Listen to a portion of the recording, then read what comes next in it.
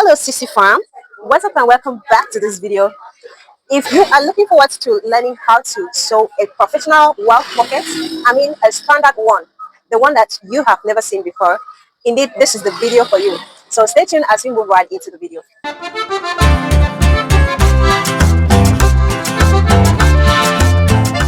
To start with, I have my back trousers ready and I have already taken in the darts. If you don't know how to take in your darts, check the description box. You're going to see a link to a video tutorial on how to create these darts perfectly well. And I have already done a pocket video before, so this is another method of making a welt pocket. So I have my accessories here, what I'm going to use for this pocket. You can rightly use the material that you feel comfortable with, like the pocketine.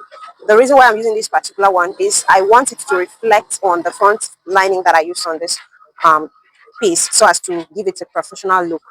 Okay, so I have mine here 21 inches. From 18 inches upward should be enough, but I'm just getting that 121 inches. And I also have my folded papers, my folded pieces here. So you can see this, that I have attached gum stay on it, and I folded the edge in by at least 1 inch, like this. You can see.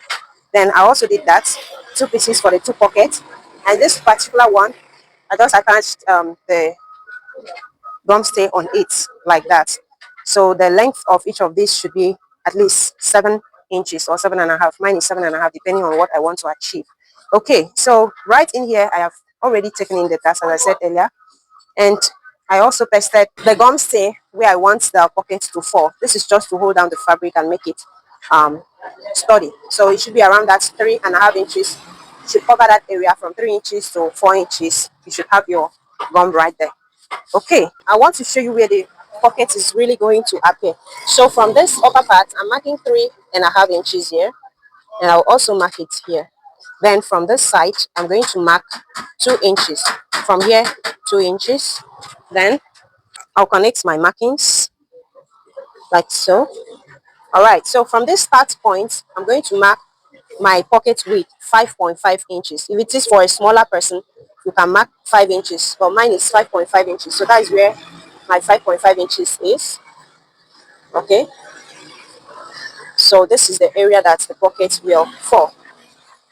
Then I'll mark half inch depth.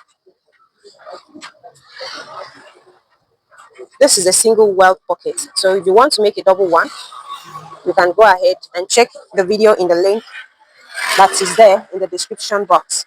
So you're going to see how to go about making the double welt pockets. Okay, so this is what I'm going to do first. From this mark point, let me flip it over. As I'm looking at it, I can still see the traces of the mark here in this other side. Let me just do this for your sake. I didn't want to mark it in this other side because I don't actually like to stain my fabric, but let me just transfer that marking to this other side so that you can understand what I am trying to do. So from this point here, this is where the start line is. So it is here like this.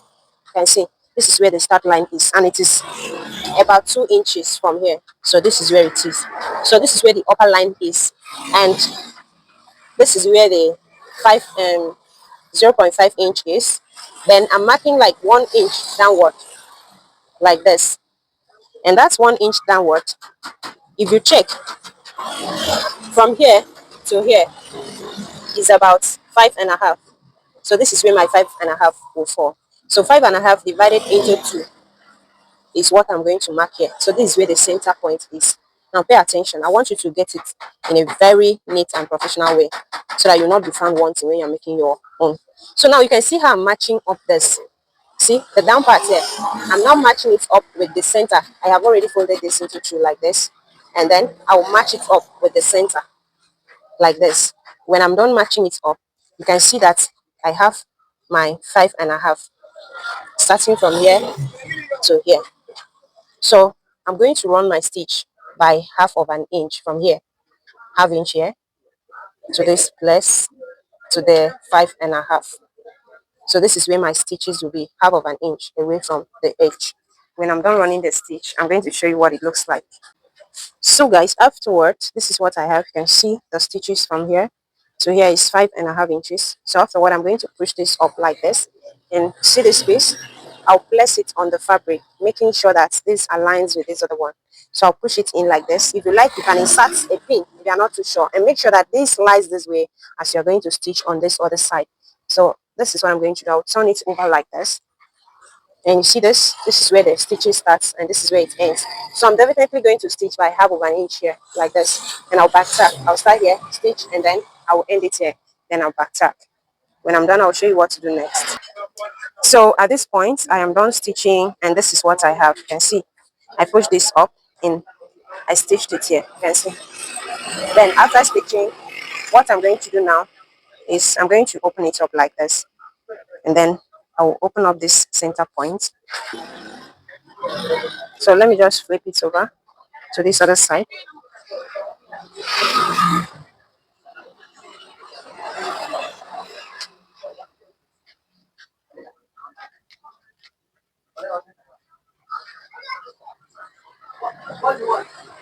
So when I get to this point, I will notch it to this other side.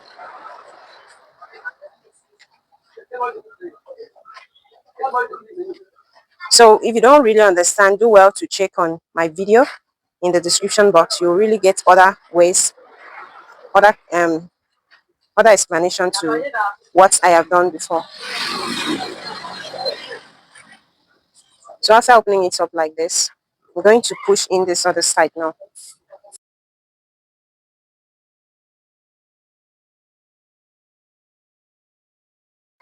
Okay guys, so after everything,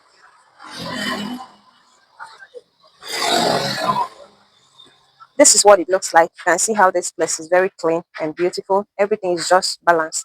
Once you get this right, you have gotten everything right. So if you miss this particular one, please work hard to get it right. So this other side, this is what I have it here. So the next thing to do is to check this part here. You can see this small part. Have you seen this small edge? Let me show you. Yeah, you can see this small part. So you're going to keep it on the machine and back tap. Do so with this other side. Back tap. When you have done that, I'm going to get this other piece here and then rest it up like this. Put it the way you see, and then I'll stitch it here. When I'm done, I'll show you what it looks like. So after attaching it, this is what I have. You can see this is going to give you a professional vibe, professional look. So some people usually attach it here. If you attach it here, you're not wrong, but I always like to take it as far as that place so as to give me that beautiful professional look. Okay, so afterward, what I'm going to do now is to bend it like this, and then I'm going to keep it this way, keeping the material out of the way. Fold it like this and top stitch. When I'm done, this is what I got. So after top stitching, the next thing to do is to take it up like this. You can see I'll take it up like this, and then I will measure 6 inches. This is 6 inches. Then I'll fold it by that 6 inches. If you wish, you can take 5.5. After folding it like this by 6 inches, you can see that this point that has the pocket opening here needs to be covered. So I'm going to pick my piece of fabric like this, 3 by this width, that's 7.5 inches. So I'm going to use it to cover this part like this. See now, I'm placing it so as to see where I'm going to cover it. So I'm going to cover it like that. If you don't get it that way, all you need to do is to measure 10 inches from here, from the pocket's mouth, because 6 inches is where you're going to fold it. Then you now know that from 10 inches, that is where you are going to attach this piece. Then when you attach it by 10 inches, it will definitely extend towards 12 to 14 and 13 inches, like so. Okay, so when I'm done attaching it, I'll show you what it looks like. So you can see this, I have packed it down with the back stitch. So this is what I did. You can see I have stitched it like this. If you check it here, from here to here is 10 inches. So I'm going to flip it over like this, and then I'll tack it a little here. So here it is, you can see. All right, so at this point, the next thing for me to do now is to measure the 6 inches. Like I said earlier, bend it there. That's where 6 inches is. So I'm now going to keep it like this, and I will stitch it down. I'm going to create a little curve here and stitch it. Then create a little curve here and stitch it like this. I'll start here, stitch it, and cuff it to this point. Then I'll do the same thing in this other side. When I'm done, I'll show you what to do next. So guys, I'm done stitching. You can see I cuffed it out just as I said. I cuffed it out, and I did the same thing here. Then I went ahead to keep it like this. That's the final stage. I kept it like this. I opened it up like this, and I stitched it down. You can see the stitches. I had to stitch it down like this. So after stitching it down like this, the last thing for me to do is to trim it off. I'm not going to allow it to be like this. Please do well to iron it. So I'm going to mark 1.5 inches here, like this, 1.5. So I'm going to trim it off there. Meanwhile, see all this excess? It is really useless. As I said earlier, that you will have enough excess. So if you had taken like 18 inches, it will still be okay. So let me just reduce this first so that you can see what I'm going to trim off. So 1.5 from here. I'm now trimming it off. I'm not cutting the main fabric, but I'm following the stitches to trim it close to the stitches that I made. You can see. Then I'll come to this other side and measure 6 inches. Then I'm going to trim it off to this other side, 6 inches. You can see. Then I'll follow the stitches and trim it off, cuff it down. Okay, so guys, afterward, I have my bias here. This is a trouser bias, so I just got this. You can see. This is what I'm going to use to finish these edges.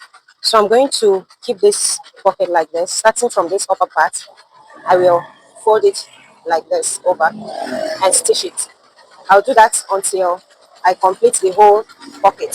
So when I'm done, this is what I have. So I have stitched it through. You can see what it looks like. Very beautiful, and it's giving this cloth a professional look. So the last thing to do now is to place it like this, and then I'm going to stitch it down like this. Just top stitch it. When I'm done top stitching, I'm going to trim off this excess. So guys, that is it for this part, the fixing of the Welt Pocket. I believe that you must have found something interesting.